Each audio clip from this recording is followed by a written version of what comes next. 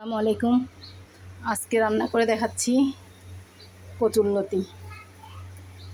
লতি রান্না করব, জানি না আপনারা কীভাবে রান্না করেন।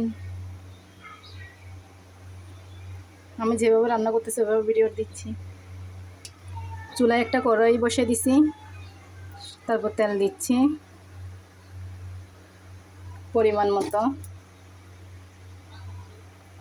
তেল একটু গরম হলে রসুন দিতে হবে,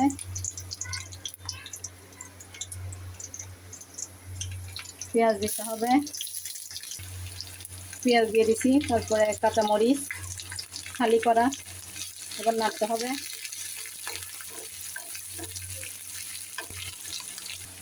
রসুন আর পেঁয়াজ একটু লাল হয়ে আসছে, বাদামি কালার হয়ে আসছে, তারপরে দিব সামান্য গুঁড়ামরিচ, হলুদের গুঁড়া,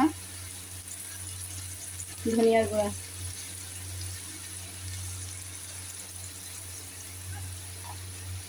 দিয়ে নাড়াচাড়া করতে হবে।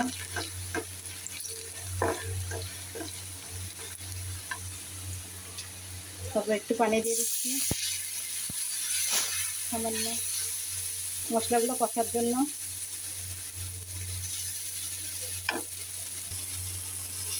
নাড়াচাড়ার পরে এখন দিয়ে দিব সামান্য চিংড়ি শুটকি,